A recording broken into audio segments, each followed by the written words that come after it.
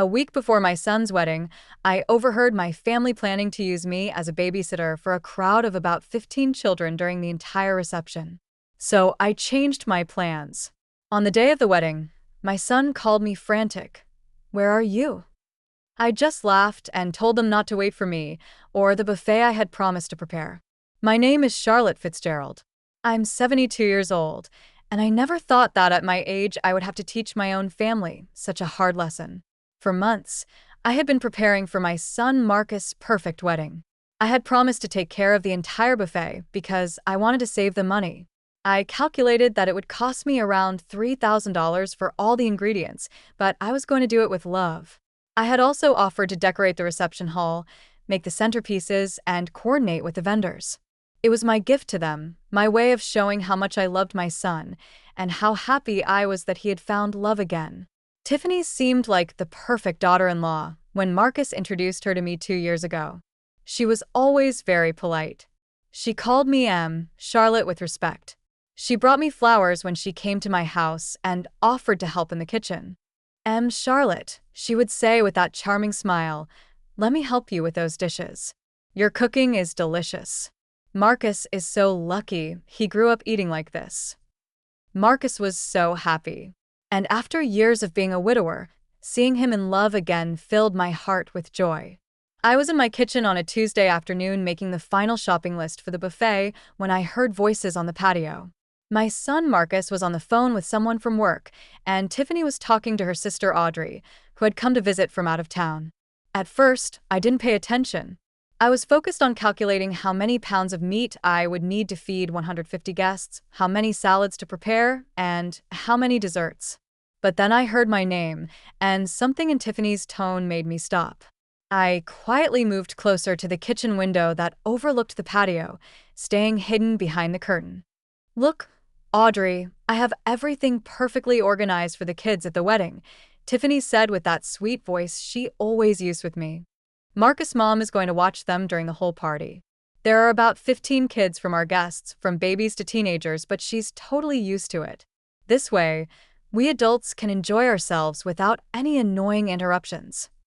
Audrey laughed loudly and replied, "That's so smart, sis. The old lady is going to take care of all those screaming brats while you guys dance, drink, and have fun. Perfect. That way, they don't bother us during the ceremony or ruin the reception photos." "Exactly," Tiffany continued, and her voice sounded different, colder. "I already told Marcus that his mom is great with kids and loves watching them. She won't even realize we're using her. She's always willing to help with whatever. It's like having a free professional nanny for the whole night. Plus, it'll keep her busy, so she doesn't interrupt any important conversations." "And she agreed?" Audrey asked. "We didn't even ask her directly," Tiffany laughed. "Marcus just mentioned to her that there would be some kids at the wedding, and she immediately offered to help if we needed anything. Of course, we said yes. She's perfect for the job. She has experience, and she's not going to charge us a thing." I felt like I had been slapped in the face. There I was in my kitchen, my hands covered in flour for making cookies for their wedding, spending my money, my time, and my energy to make their day perfect while they were planning to use me as a free domestic worker without even asking. "The best part," Tiffany continued, "is that since she'll be busy with the kids all night, she won't be able to eat much of the buffet she's preparing, more food for the important guests." They both laughed as if they had made the funniest joke in the world. My heart was pounding so hard I thought they would hear it. 72 years of life, raising children, watching grandchildren, always putting family first. And this was how they repaid me, as if I were a servant available 24 hours a day. I stood there behind the curtain, feeling the anger rise from my feet to my head.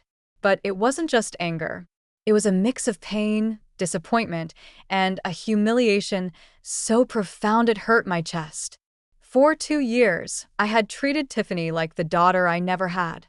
I had welcomed her into my home with open arms, included her in all our family traditions, and taught her the secret recipes that had been passed down through generations in my family. "You know what else I like about the plan?" Tiffany continued, completely unaware that I was listening to every word. "Since the old lady will be running after the kids all night, she won't be able to get into our adult conversations. You know how mothers-in-law are, always wanting to give their opinion on everything and telling boring stories about when Marcus was little. Audrey burst into laughter. Oh my God, yes. My mother-in-law is the same way, always interrupting with her 50-year-old anecdotes that no one cares about. At least yours will be useful for once. Exactly. And the best part is that Marcus thinks his mom is offering out of love. He doesn't realize we planned it this way from the beginning. Men are so naive, Tiffany said with a malicious chuckle. I heard Marcus's footsteps approaching after he finished his phone call. What are my beautiful ladies laughing about? He asked with that loving voice he always used with Tiffany.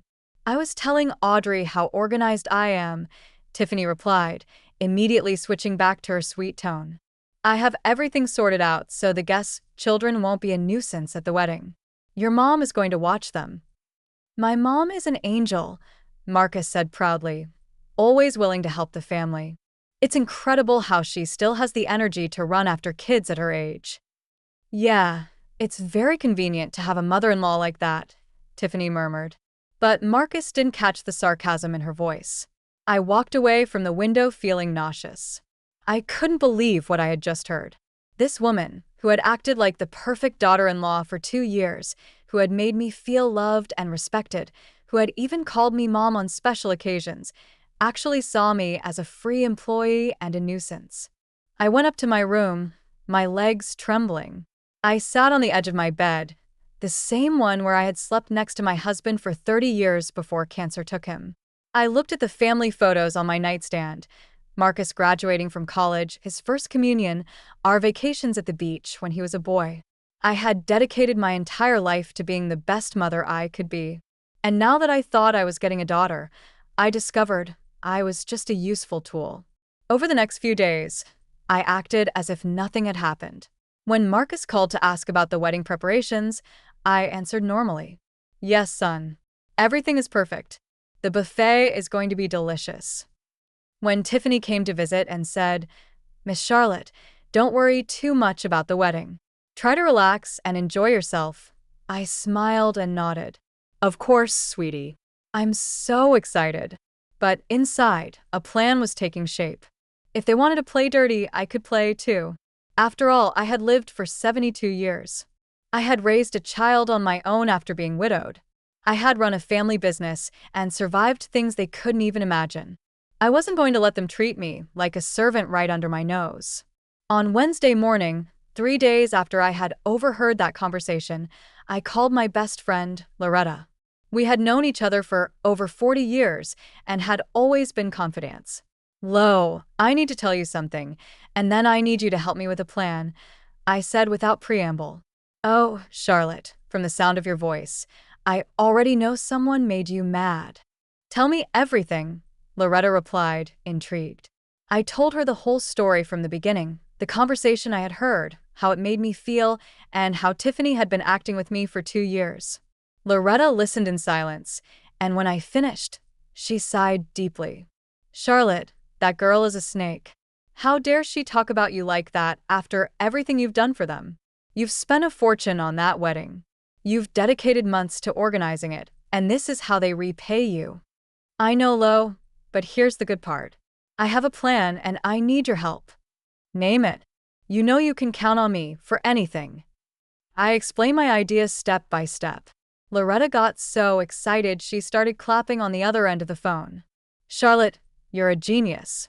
That spoiled girl is going to get the surprise of her life. Count on me. I've got your back on this. On Thursday, I began to execute the first part of my plan. I called all the caterers I had hired for the buffet. Good morning. This is Charlotte Fitzgerald. I need to cancel all the orders for Saturday's wedding. Yes, I know it's last minute, but a family emergency came up. Some tried to charge me a cancellation fee, but I managed to cancel everything by paying only small penalties. Then I called the florist where I had ordered the extra arrangements I was going to gift them.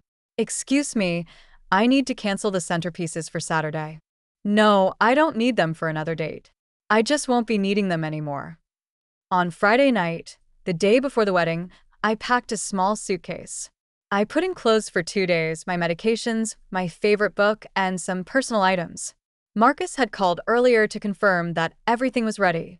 Mom, how are the preparations? Do you need me to come help you with anything? No, son. Everything is perfect. Tomorrow is going to be a wonderful day, I replied with complete calmness. Mom, you're the best. Tiffany and I don't know how to thank you for everything you've done for our wedding. You don't have to thank me for anything, Marcus. Tomorrow, everything is going to go exactly as you planned. That night, I barely slept, but it wasn't from nerves. It was from the excitement of knowing I was finally going to get my dignity back. On Saturday morning, the wedding day, I woke up earlier than ever. It was 5 o'clock in the morning, and my eyes were wide open with an energy I hadn't felt in years. I took a shower, did my hair, and put on my favorite dress, the coral-colored one that I loved so much and that made me feel elegant. It wasn't the dress I had planned to wear to the wedding, but a special one I saved for important occasions, and this was definitely an important day. Loretta arrived at 7 on the day, just as we had agreed. She had 2 suitcases and a conspiratorial smile that filled me with courage. "Ready for your day of freedom, Charlotte?" she asked, hugging me tight. More than ready, Lo. I've been waiting for this moment for 2 years without even knowing it. We had booked a luxury spa 2 hours outside the city, a beautiful place with a lake view where we could completely relax. The plan included massages, facials, gourmet food, and a room with a jacuzzi. Everything I had saved for the wedding buffet, I was now going to spend on myself for the first time in decades. Before leaving, I wrote a letter that I left on the kitchen table, right where Marcus always sat when he came to visit. Dear Marcus, by the time you read this letter, I'll be enjoying a well-deserved rest. For months, I prepared everything to make your wedding perfect. But yesterday, I found out that Tiffany and you had other plans for me. Apparently, my role in your special day was to be the free nanny for 15 children during the whole party without anyone bothering to ask me if I wanted that job. Since the buffet I promised was also part of my unconsulted duties, I decided to cancel everything. I hope you find a quick solution. I'll be back Sunday night. With love, but with dignity, Mom. While Loretta loaded the suitcases into the car, I took one last look around my house. I looked at the kitchen where I had planned to cook all night for the buffet, the dining room where I had been organizing the centerpieces, the living room where I had tried different flower arrangements. All of that had been done with love. But that love had been misinterpreted as obligation. Charlotte, are you sure about this? Loretta asked me when I got in the car. Because once we start, there's no turning back. Lo, I'm 72 years old. If I don't stand up for myself now, when will I? I started the car. The drive to the spa was liberating. As we watched the scenery pass by the window, Loretta and I talked about everything we had lived through together over the years. Remember when our kids were little and we thought the biggest problems were that they didn't want to eat their vegetables? Loretta laughed. I miss those simple problems. At least back then, when you did something out of love, it was received as love, not a servitude. I replied. We arrived at the spa at 10 o'clock in the morning. The place was even more beautiful than I had seen in the online photos. Perfectly manicured gardens, a spectacular view of the lake, and a peaceful atmosphere that immediately calmed me down. The receptionist greeted us with mimosas. Welcome, ladies. Your rooms are ready, and your treatments will begin in 1 hour. Is this a special occasion? Yes, I replied with a genuine smile. I'm celebrating my independence. As I settled into my beautiful room with a lake view, I started to imagine what was happening back in the city. The wedding was scheduled to start at 4 o'clock in the afternoon, but buffet preparations usually began very early. Marcus would probably be calling me from 9 a.m. to ask if I needed help loading the food. At 11:30, just as I was entering my first massage treatment, my phone started to ring. It was Marcus. I let it ring. 5 minutes later, it rang again and again. I turned the phone off. Miss Charlotte, is everything okay? The masseuse asked, seeing my smile. Perfectly fine, dear. Please continue. For the next 3 hours, I dedicated myself completely to enjoying myself. The hot stone massage relaxed muscles I didn't even know were tense. The facial left my skin glowing. Loretta and I had lunch at the spa restaurant. Delicious food that I didn't have to cook myself, served by people who treated me with respect and kindness. You know what I like most about all this? I said to Loretta as we drank white wine on the terrace overlooking the lake. What is it? That for the first time in 2 years, I'm doing exactly what I want to do when I want to do it without having to ask anyone if it's okay or if they need me to do something else first. Loretta raised her glass. I'll drink to that and to the look on Tiffany's face right now. At 3 o'clock in the afternoon, I decided to turn my phone back on. I had 17 missed calls from Marcus, 8 text messages, and surprisingly, 3 calls from Tiffany. Marcus had never called me so many times in a row in his entire life. Not even when his father was in the hospital. The text messages were getting more and more desperate. Mom, where are you? We've been calling you all morning. Mom, I found your letter. Please call me urgently. Mom, the wedding starts in an hour. Please answer. Mom, where's the food? The guests are already arriving. Mom, please. Can we talk about this after the wedding? We need to solve the buffet situation now. Mom. Tiffany is crying. Please help us. The last message had arrived 15 minutes ago. Mom, I know you're mad, but there are 15 children here, and we don't know what to do with them. Their parents are asking who's going to watch them. I took a deep breath and dialed Marcus's number. He answered on the first ring. Mom, where are you? He yelled with a desperation I had never heard from him before. Hi, son. I'm at a beautiful spa with Loretta enjoying a chocolate massage. How's your wedding going? Mom, this can't be happening. The guests are already here and there's no food. The caterers are asking where the buffet is. Tiffany won't stop crying. Oh, son. Didn't you read my letter? I explained everything in there. I can-led the buffet when I found out that my real job was to be a nanny, not a guest. But Mom, the wedding has already started. We can't cancel now. Marcus, you're a 45-year-old man with a good job and a fiancé who's apparently very good at organizing.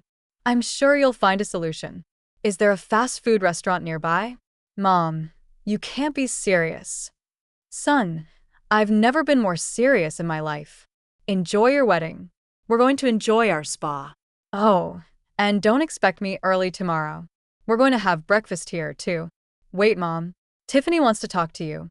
I heard noises, crying in the background, and desperate voices. Then Tiffany's voice came on, no longer with her usual sweet tone. Charlotte, you can't do this to us. You promised the buffet.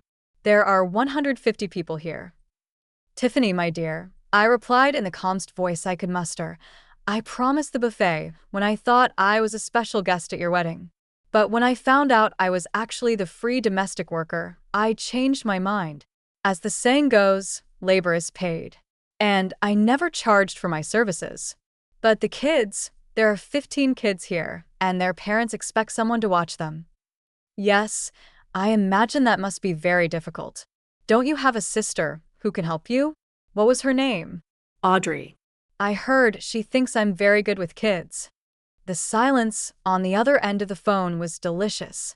It lasted for a few seconds that felt like an eternity. I could hear the chaos in the background, children crying, adults talking loudly, and what sounded like someone desperately moving tables and chairs. How do you know about Audrey? Tiffany stammered. And for the first time in 2 years, her voice sounded broken, without that fake confidence she always showed. Oh, sweetie, you learn a lot of things when you're 72 years old. One of those things is that walls have ears, especially when people talk so loudly on my patio. Charlotte, please, can we talk about this later? Right now, I need you to know, Tiffany, you don't need anything from me. Based on what I heard, what you need is a professional nanny. I suggest you look in the yellow pages. I think they charge around $10 an hour per child. Let's see. 15 kids for 6 hours is $900, cheap compared to the $3,000 I spent on your buffet. I heard Tiffany yelling at someone in the background. Marcus, your mom has gone crazy. She says she knows everything we talked about. Then I heard Marcus's voice again, but now it sounded different, deeper, like when he was a boy and knew he had done something wrong. Mom, did you hear us when we were talking on the patio? I heard a lot of interesting things, son. For example, that I'm an old lady who's useful for keeping busy, so I don't interrupt important adult conversations. I also heard that I'm apparently so used to watching children that I wouldn't even realize you're using me. And my favorite, that I'm like having a free professional nanny for the whole night. The silence was even longer this time. Loretta, who had been listening to the whole conversation from her chair on the terrace, gave me a thumbs up.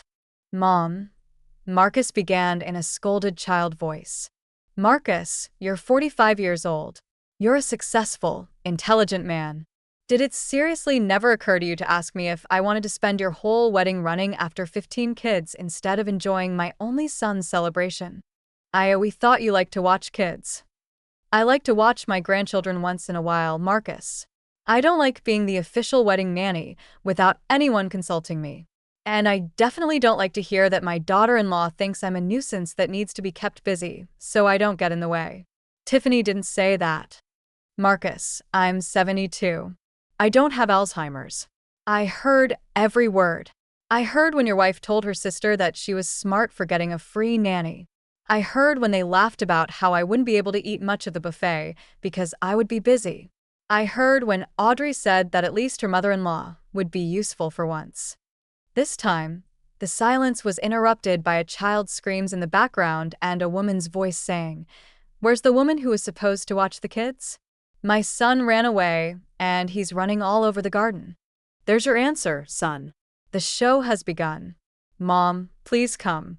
We'll pay you. We'll give you $500 to watch the kids. I laughed so hard that Loretta was startled. $500, Marcus? 5 minutes ago, it was a family favor I was supposed to do out of love. And now that you've realized I'm not as dumb as you thought, you want to pay me $500 to ruin my coral dress running after kids I don't even know. Tiffany yelled in the background, "Charlotte, there's not enough money in the world for me to go to that wedding now. But I'm going to give you some free advice. Next time you plan on using someone as an employee, ask them first. It's polite." $2,000. Marcus yelled. And now he sounded completely desperate. Marcus, my son, listen to me carefully. If you had $2,000 to pay me to be a nanny, you also had money to hire a caterer instead of making me spend my retirement on your wedding buffet. But it turns out it was more convenient for Mom to pay for everything and also work for free, wasn't it? Loretta poured me more wine and whispered, "You are brilliant, my friend." Mom, Marcus's voice was now breaking. "Please don't do this to me. It's my wedding." Marcus, I'm not doing anything to you. You did something to me. You and your fiancé decided I was your personal employee without consulting me. I'm just deciding that I don't accept that job. But we can't get a caterer at this hour. The guests are going to be hungry. You know what, son? That's called planning. When you organize a wedding, you're supposed to make sure you have food and nanny. You assumed you had both for free, but you were wrong. Charlotte, you come back to the hall right now, or we're never going to forgive you. Tiffany yelled, and now her true personality was fully showing. There it is, I said to Loretta as I covered the phone. There's the real Tiffany. I uncovered the phone and replied in the calmest voice in the world. Tiffany, my dear, there's nothing to forgive. You planned to use me. I decided not to let myself be used. It's as simple as that. And frankly, after hearing your true tone of voice, I'm very glad I'm not there. You're a selfish old lady. You ruined my wedding, Tiffany yelled. No, sweetie. You ruined your wedding when you decided that saving money was more important than treating your mother-in-law with respect. I just decided not to be an accomplice to my own humiliation. Marcus took the phone again. Mom, the kids are running all over the place. One got into the kitchen and knocked over the entire cake. Another one hid under the main table. The parents are furious. Marcus. And where's that smart Audrey? Can't she help her sister with the kids? Audrey says she didn't know she had to watch kids, that it was your job. How convenient. The same Audrey who was laughing that the old lady was going to watch all the screaming brats now says she can't help. Marcus, please. Marcus, I'm going to hang up now because my chocolate massage is waiting. But before I do, let me tell you something. I hope this experience teaches you that your mom is not your personal employee. I'm a 72-year-old woman who deserves respect, not a servant you can use when it's convenient for you. Wait, Mom? What? Are you really not coming? I'm really not coming. Enjoy your wedding. We're going to enjoy our spa. And tomorrow we'll see. First, I want you to reflect on what happened here. And I want your wife to reflect on what it means to have a family. But Mom, Marcus, I have to go. My masseuse is waiting for me. And unlike you guys, she's treating me with respect because I'm paying her for her services. I hung up the phone and put it on silent. Loretta was clapping. Charlotte, that was masterful. How do you feel? I feel free, Lo. For the first time in 2 years, I feel completely free. After hanging up the phone, I sat on the spa terrace, looking at the lake and feeling a peace I hadn't experienced in a long time. Loretta watched me with a mix of admiration and concern. Charlotte, are you sure you did the right thing? She asked, taking a sip of her wine. I mean, I know you were right, but Marcus is your only son. Lo, precisely because he's my only son. I need to teach him this lesson. If I don't do it now, Tiffany is going to turn him into someone who treats his own mother like a domestic worker, and I'm not going to allow that. For the next 2 hours, my phone vibrated constantly, but I kept it on silent. Loretta and I enjoyed our spa treatments as if nothing were happening. The collagen facial left my skin as soft as a baby's, and the aromatic oil massage relaxed muscles that had been tense for years from the stress of trying to be the perfect grandmother. You know what the funniest thing about all this is? I said to Loretta while we were in the jacuzzi watching the sunset. What? That for 2 years I tried so hard to be the ideal mother-in-law that I lost my own identity. I cooked what she liked. I decorated how she thought was pretty. I even changed the way I dressed to fit her image of the perfect grandmother. I always thought that was strange, Loretta admitted. You, who were always so independent, suddenly seemed to be asking for permission for everything. You were right. And the worst part is that the more I tried to please her, the less she respected me. For her, my willingness to help was a weakness, not love. At 8 o'clock in the evening, I decided to check my phone. I had 43 missed calls, 26 text messages, and, to my surprise, several messages from unknown numbers. Apparently, some relatives had gotten my number to try to convince me to go back. The messages were getting more and more desperate and revealing. Marcus, Mom, we had to order pizza for all the guests. We spent $1,200 on pizza. Marcus, the parents of 3 kids already left angry because no one could watch them. Marcus, Tiffany is in the bathroom crying. She says you ruined the most important day of her life. Marcus, Mom, the photographer is asking if he can take family photos. I told him Grandma couldn't make it. An unknown number. Miss Charlotte. I'm Michael, Tiffany's dad. Please, Miss Charlotte, come help us. My daughter is devastated. Another unknown number. Charlotte, I'm Audrey. I know you heard our conversation. Please forgive us. It was just a joke. I laughed while reading Audrey's message. A joke? Lo, planning to use someone as a free employee is a very expensive joke. But the message that caught my attention the most was from a number I didn't recognize. Miss Charlotte, I'm Carol, the mother of one of the children at your son's wedding. I wanted to tell you that several parents and I are very upset because they told us someone was watching the kids, and it turns out there's no one. Some of us already left. What they did to you is not right. Look at this, Lo. I showed the message to Loretta. Apparently, I'm not the only one who thinks what they did was wrong. Of course not. Any decent person would realize that treating the groom's mother like that is unacceptable. At 9 o'clock in the evening, as we were having dinner in the spa's elegant restaurant, my phone rang again. This time, it was a number I did recognize. My sister-in-law, Elena, my late husband's sister. Charlotte, what's going on? Marcus called me crying, saying you didn't go to his wedding. Elena had always been direct and honest with me. I told her the whole story from the beginning, including the conversation I had overheard and how I had felt. "Charlotte, you did the right thing," she said without a moment's hesitation. "If my brother were alive, he would have gone to find Marcus himself to teach him a lesson. No one treats his mother like that, especially after everything you've done for that family." "Do you really think I did the right thing, Elena?"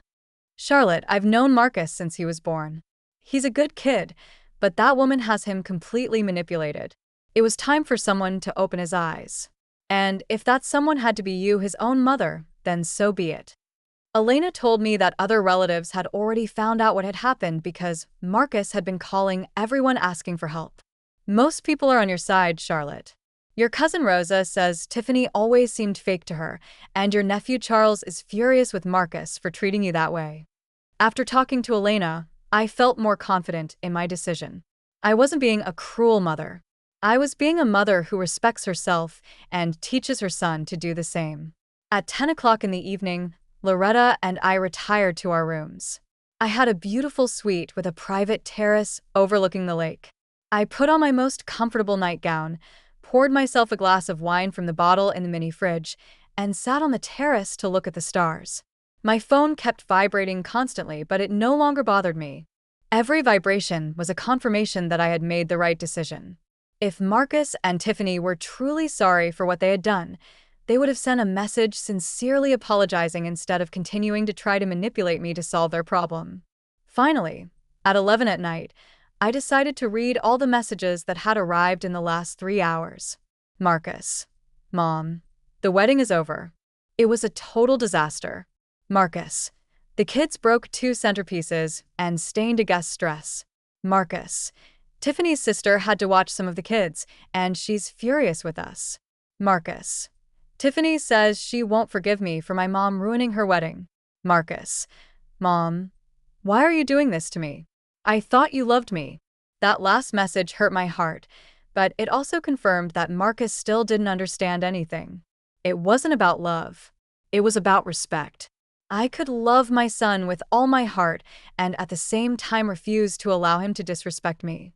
I decided to respond to only that last message. "Marcus, it's precisely because I love you that I won't allow you to treat me like an employee. A son who loves his mother doesn't plan to use her without consulting her. A son who loves his mother doesn't allow his wife to make fun of her. I love you, but I also love myself. And it was time for you to know that." The response came immediately. Marcus: "Mom, Tiffany is saying maybe it's better if we move to another city. She says she can't live in the same place as someone who ruined her wedding." I read that message 3 times before responding. Tiffany was playing her final card, emotionally blackmailing Marcus, threatening to take him away from me. Marcus: "If Tiffany wants to move because she can't face the consequences of her actions, that's a decision you two must make as adults. But know that a woman who truly loves you would never pull you away from your family as punishment for something you didn't do." There was no response after that. I stayed on the terrace until very late, listening to the sound of the water on the lake and feeling a deep tranquility. For the first time in 2 years, I wasn't worried about whether I had pleased someone else. I wasn't thinking about what I could cook for Marcus tomorrow, what favor I could do for Tiffany, or how I could be a better mother-in-law. I was thinking about me, about Charlotte, about the 72-year-old woman who had raised a wonderful son, who had maintained a happy marriage for 30 years, who had survived widowhood with dignity, and who deserved to be treated with respect by her own family. That night, I slept better than I had in months. On Sunday morning, I woke up with a strange feeling. I felt rested and at peace. It had been a long time since I had woken up without that constant anxiety of thinking about what I would need to do to keep everyone happy.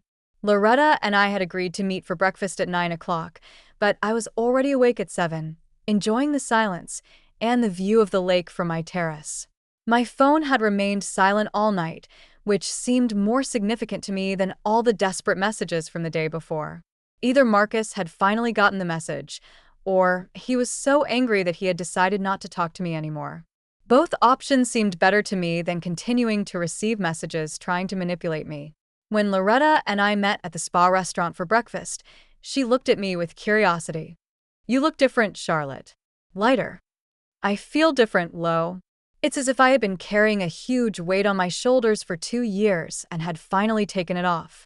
We ordered a full breakfast with fresh fruit, yogurt, pancakes, and coffee. While we ate, we talked about everything but the wedding. We talked about our plans for the coming months, about the books we wanted to read, about trips we had dreamed of taking but always postponed to be available for our family's needs. You know what, Lo? I think we're going to take that trip to Europe we've always planned. Seriously? You're not going to wait to see if Marcus and Tiffany need you to watch their future kids. Marcus is 45 years old. If he decides to have kids, he can hire a nanny like all normal people do. I'll be available as a grandma, not as a domestic worker. After breakfast, we decided to extend our stay a little longer. We booked the private jacuzzi for 2 more hours and spent the morning completely relaxing. It was the first time in years that I had spent so much time thinking only about my own well-being. At noon, as we were packing our things to go back, I decided to turn on my phone again. I had 3 new messages, all from Marcus, sent in the early morning. Marcus, Mom, Tiffany, and I talked all night. She's very hurt, but she admits that maybe we didn't treat you well. Can we talk when you get back? The messages were different, less desperate, more reflective. But I also noticed something important. There was no real apology, just an admission that maybe they hadn't treated me well. Maybe it wasn't enough for what had happened. I decided not to answer yet. I wanted to get home, settle into my own bed, and think carefully about what I wanted to say and how I wanted to say it. The trip back was quiet. Loretta and I talked about what this weekend had meant to me. You know what's the most important thing I learned, Lo? That you can love your family and set boundaries at the same time. For all these years, I thought that loving meant saying yes to everything. But now I understand that sometimes loving means saying no. That's a lesson that many women of our generation need to learn, Loretta replied. We were raised to believe that our worth depended on how much we sacrificed for others. I arrived home at 5 in the afternoon. The house felt different, as if it had been empty for much longer than 2 days. I made myself some tea, put on my most comfortable clothes, and sat on my favorite armchair in the living room. It was time to decide what to do next. At 6 o'clock, the doorbell rang. I looked out the window and saw Marcus's car parked outside. He was standing at my door alone with his head down. I took a deep breath and went to open it. "Hi, Mom," he said in a soft voice. He looked tired, as if he hadn't slept in days. "Hi, Marcus. Come in." We sat in the living room, him on the sofa, and me in my armchair. The silence stretched for a few minutes until Marcus finally spoke. "Mom, I have to apologize." "I'm listening." "Tiffany and I talked all night after the wedding. At first, she was furious with you, but when I told her exactly what you had overheard, she realized how bad everything she had said sounded." "And you realized too?" Marcus lowered his head even more. "Yes, Mom. I realized that for 2 years I've been treating you like you were my employee instead of my mother." "And how do you feel about that?" "I feel horrible. I feel ashamed. Dad must be rolling in his grave because of how I treated the woman he loved for 30 years. That mention of his father touched my heart, but I maintained my composure. "Marcus, I need you to understand something. It's not just about what happened with the wedding. It's about 2 years of assuming I was available for everything without ever asking me if I wanted to do it." "I know, Mom, and you're right. When Tiffany suggested we ask you for help with something, I never stopped to think if it was fair to you. I just thought, Mom always says yes, so it's no problem." "And Tiffany, how does she really feel?" Marcus sighed deeply. "She's ashamed. She says she's never had a mother-in-law before and didn't know how to treat you, but she recognizes that what she said about you to Audrey was very wrong." "Marcus, does she recognize that? Or are you trying to soften what she really thinks?" No, Mom. "She recognizes it. In fact, she wants to come apologize to you personally. But I told her I had to talk to you first." I got up and walked to the window. The garden looked neglected. I had been so busy with the wedding preparations that I hadn't had time to take care of my flowers. "Marcus, I need to ask you a very direct question, and I want you to answer me honestly. Tell me, Mom. Does Tiffany respect me as a person, Or does she see me as a useful resource who is available when she needs me? Marcus was silent for a long moment. Mom, I think until yesterday the two things had gotten mixed up, but after seeing the consequences of treating you as a resource, she realized that she had lost sight of the person. And you? Do you see me as your mother or as your personal employee? Mom, that question hurts, but I understand why you're asking it. And the honest answer is that for these 2 years, without realizing it, I started to see you more as someone who solved my problems than as my mother, who deserved to be consulted and respected. I sat down again and looked at him directly in the eyes. Marcus, I appreciate your honesty, but I need you to understand that things are going to change from now on. I understand, Mom. What do you need from us? I need that the next time you want to ask me for a favor, you ask me if I can and if I want to do it, not assume that I'm going to say yes. I need you to treat me as a guest at your family events, not as part of the service staff. And I need Tiffany to understand that I am her husband's mother, not her employee. All of that is fair, Mom. Anything else? Yes. I need you to understand that I have the right to say no without giving explanations, and that when I say no, you're not going to try to manipulate me or make me feel guilty to change my mind. Understood? Yes, Mom. And Marcus, one more thing. The next time Tiffany speaks badly of me to someone, you're going to defend me. You are not going to stay silent while your wife disrespects me. Marcus nodded vigorously. You're right, Mom. I should have defended you from the beginning. We were silent for a few minutes. I could see that Marcus was processing everything we had talked about. Mom, do you forgive me?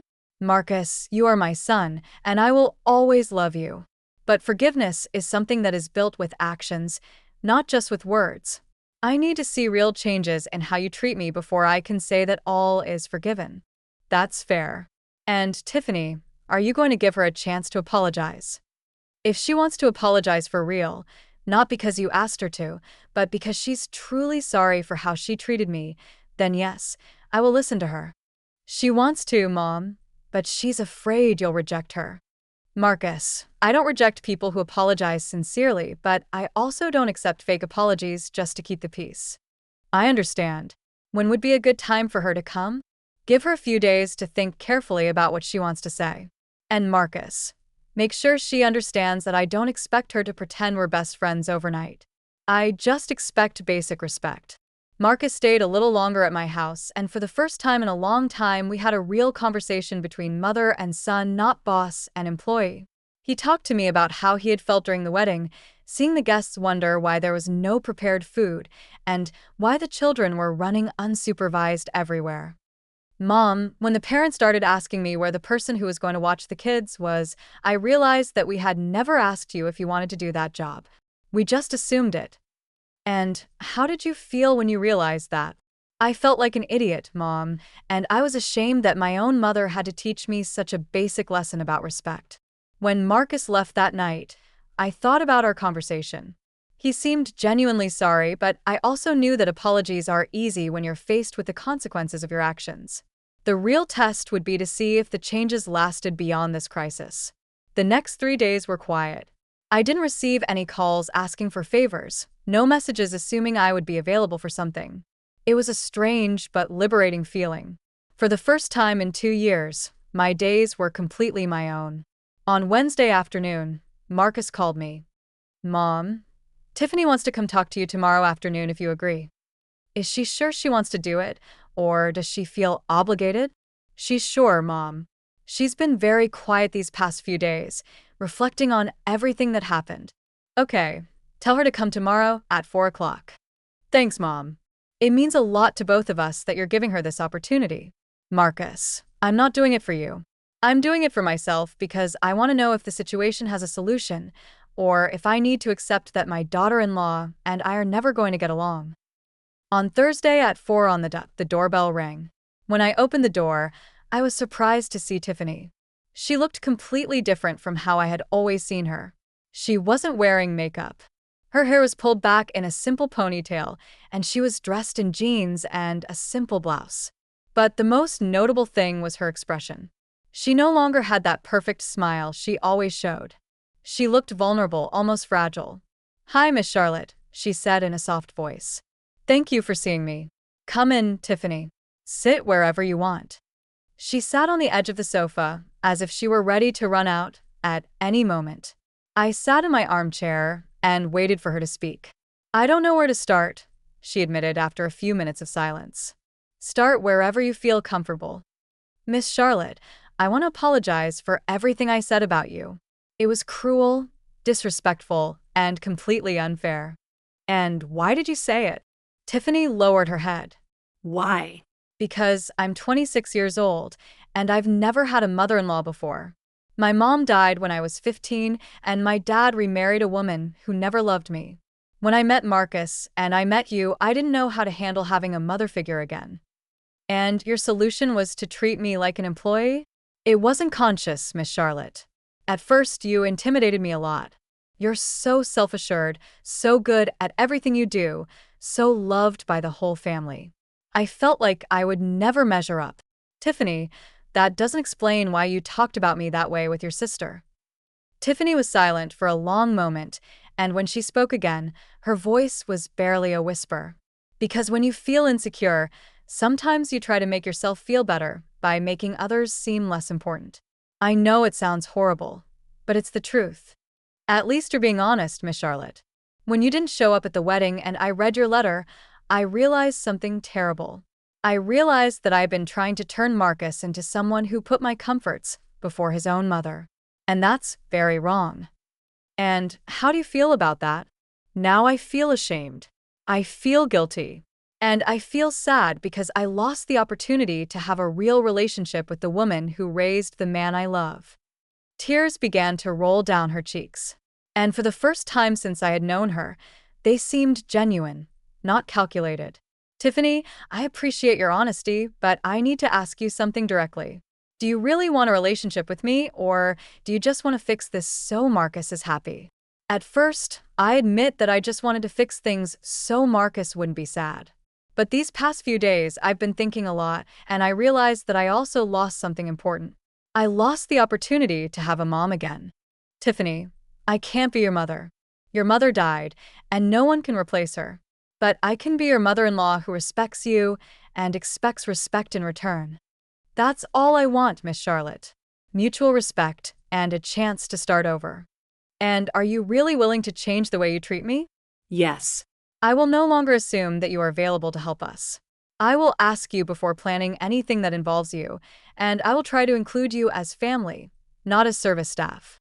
And what happens if I say no to something you ask me? Then I will respect your decision without trying to make you feel guilty. We were silent for a few minutes. I could see that Tiffany was waiting for my answer, but I needed time to process everything she had said. Tiffany, I'm going to be honest with you. I don't trust you yet.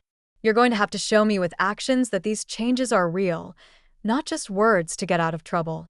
I understand completely. What do you need me to do? I need time.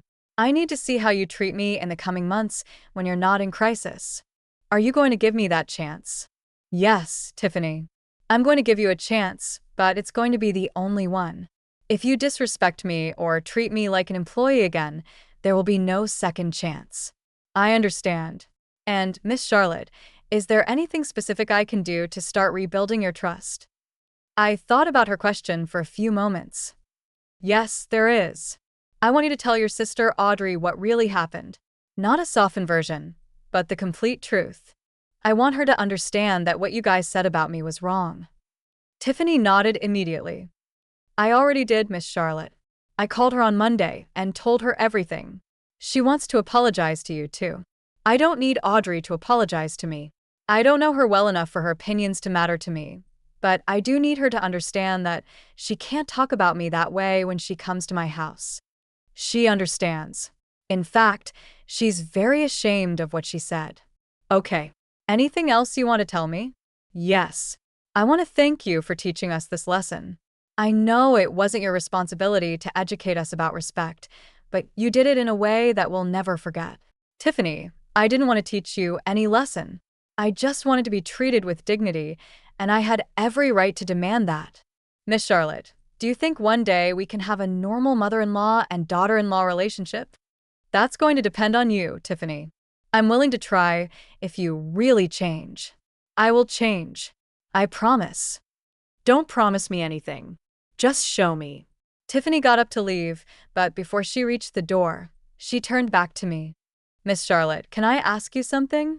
Tell me. How can I be a good daughter-in-law? I honestly don't know how. Her question surprised me with its simplicity and honesty.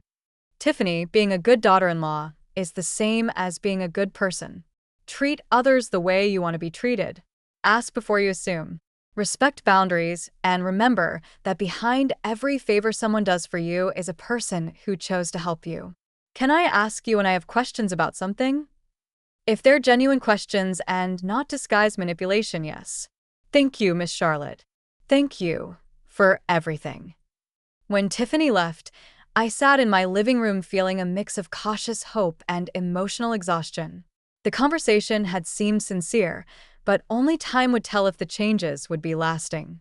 The next 2 weeks were revealing. For the first time in 2 years, Marcus and Tiffany didn't call me asking for any favors. There were no messages assuming I would be available to cook, clean, or watch something. At first, I thought they were angry and punishing me with silence. But then I realized that they were simply respecting my space like they never had before. The first real test came on the Friday of the second week. Marcus called me around 7 in the evening, and by the tone of his voice, I could tell he was nervous. Mom, I need to ask you a favor. My heart sank a little. They were going back to their old patterns. Tell me, Marcus.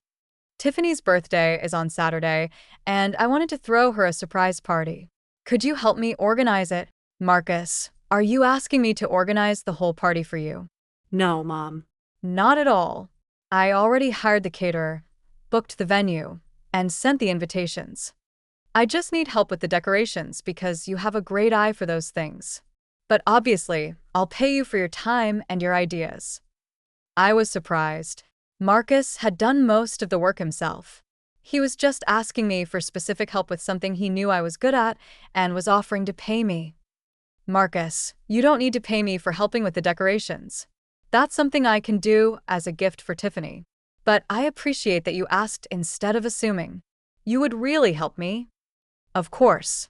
It seems like a very sweet gesture on your part. Thanks, Mom. And if at any point you feel it's too much work, just tell me, and I'll hire someone else. Okay, son. That conversation confirmed that the changes were real. Marcus had learned to plan his own events, not to assume my availability, and to offer compensation for my time. But more importantly, he had learned to give me an out without making me feel guilty. The Saturday of Tiffany's birthday party was a complete revelation. Marcus and I spent the morning decorating his backyard with golden balloons and fresh flowers. He had bought all the materials and just needed my ideas on how to combine the colors and where to place everything. We worked together as a team, talking and laughing as we transformed the space. Mom, this looks beautiful, Marcus said as we hung the last of the lights. Tiffany is going to be so excited. I hope so. You can tell you love her very much. I do. But I also learned that loving my wife doesn't mean I have to stop respecting my mother. I'm glad you learned that, son. When Tiffany arrived that night, pretending she was just coming to an intimate dinner, her surprise was genuine and moving. Seeing the decorated backyard and all her friends waiting for her, she started to cry with joy. I can't believe you did all this, she exclaimed, hugging Marcus. Charlotte helped me with the decorations. Marcus said she has an incredible talent for these things. Tiffany came over and gave me a sincere hug. Thank you, Miss Charlotte. Everything looks gorgeous. It was my pleasure to help, Tiffany. Happy birthday. During the party, I observed how Marcus and Tiffany interacted with me. They included me in conversations. They introduced me to their friends as Marcus's mom with pride, not as the woman who had helped with the decorations. They seated me at the main table as family, not at a separate table as service staff. The most significant thing of all was when one of Tiffany's friends commented on how beautiful the decorations were. Tiffany, you have exquisite taste. Where did you learn to decorate like that? Actually, it was Miss Charlotte who designed everything, Tiffany replied immediately. She has a natural talent for these things. I was just lucky that she helped me. Instead of taking credit for my work, Tiffany gave it to me completely. It was a small but significant change that showed me she had truly understood the lesson. 2 months after the disastrous wedding, I received a call I wasn't expecting. It was Carol, the mother who had sent me that text message during the wedding. Miss Charlotte, I hope you remember me. I'm Carol, the mom of one of the kids from your son's wedding. Of course, I remember you, Carol. How are you? I'm good, thanks. I'm calling because I wanted to tell you something. Do you remember Michael, Tiffany's dad? Yes. What about him? It turns out he and I met at the wedding when we were all trying to control our unsupervised kids. We started talking about what had happened with you, and we both agreed that what they did to you was very wrong. And, well, we've been dating ever since, and he's told me more details about the situation. I wanted you to know that he also lectured Tiffany about how they treated you. I laughed softly. Seriously, Tiffany's dad defended me. Yes, and pretty strongly. He told Tiffany that you had been incredibly generous preparing the buffet and that using you as a nanny without consulting you was unacceptable. He says he felt very ashamed when he found out the whole story. I'm glad to know that, Carol. Miss Charlotte, all of us parents who were at that wedding were very impressed with what you did. Not many people your age would have the courage to stand up for themselves like that. Sometimes you have to defend yourself, no matter your age. Exactly. And we wanted you to know that we respect you a lot for that. That call filled me with unexpected satisfaction. Not only had I defended my dignity with my own family, but my example had resonated with other people who had witnessed the situation. 3 months after the wedding, Tiffany invited me to lunch, just the two of us. We met at a quiet cafe near my house, and during the meal, we had the most honest conversation we had ever had. Miss Charlotte, can I tell you something personal? Of course, Tiffany. Since the wedding, I've been going to therapy. Really? Why? Because I realized that I have problems relating to mother figures. After my mom died, I developed defense mechanisms that included devaluing other older women to protect myself emotionally. That explains a lot of things. Yes, my therapist helped me understand why I felt so threatened by you at first. You represented everything I had lost when my mom died. And instead of allowing myself to miss my mom, I decided to act as if mothers weren't important. Tiffany, that must have been very painful for you. It was, but I didn't realize it. I thought I had gotten over my mom's death, but I had really just buried the pain. And how do you feel now? I feel more free, and I feel grateful to have a second chance with you, Miss Charlotte. I really appreciate you telling me this, and I'm glad to know you're working on yourself. Miss Charlotte, would you allow me to start over as if we were meeting for the first time? What do you mean? I want to really get to know you, your stories, your dreams, your opinions. Not as the mother-in-law who can be useful, but as Charlotte, the person. I would like that very much. Tiffany, can I ask you a question? Ask as many as you want. What dream of yours did you leave unfulfilled when you got married and had Marcus? The question surprised me with its depth and honesty. I always wanted to write a book about my grandmother's recipes and our family stories, but I always found excuses not to start.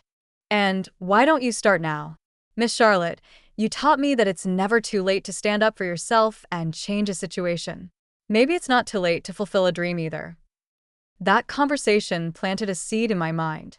Over the next few weeks, I began to seriously think about writing that book I had always wanted to write. 6 months after the disastrous wedding, Marcus and Tiffany invited me to dinner to give me some special news. Mom, we're pregnant, Marcus announced with a huge smile. How wonderful, I exclaimed, hugging them both. I'm going to be a grandma, Tiffany said, taking my hands. We want to ask you something important. Tell me. We want you to be the grandma who chooses how much you want to be involved. We are not going to assume anything. We're not going to expect you to watch the baby when we want to go out. We want you to decide what kind of grandma you want to be. And if you want to be the grandma who comes over to drink tea and read stories once a week, that's perfectly fine, Marcus added. If you want to be the grandma who watches the baby occasionally, that's also perfectly fine. You decide. I was moved to tears. Kids, that's all I ever wanted. The freedom to choose how to love my family. And what do you choose, Miss Charlotte? Tiffany asked. I choose to be a grandma who is available when you really need me, but who also has her own life, her own plans, and her own dreams. Perfect, Marcus said. That's exactly what we want. A year after the disastrous wedding, I published my book of family recipes. It was called Cooking with Love, Serving with Dignity, Recipes and Reflections of a Modern Grandma. Tiffany helped me promote it on social media, and Marcus organized a book launch party at his house.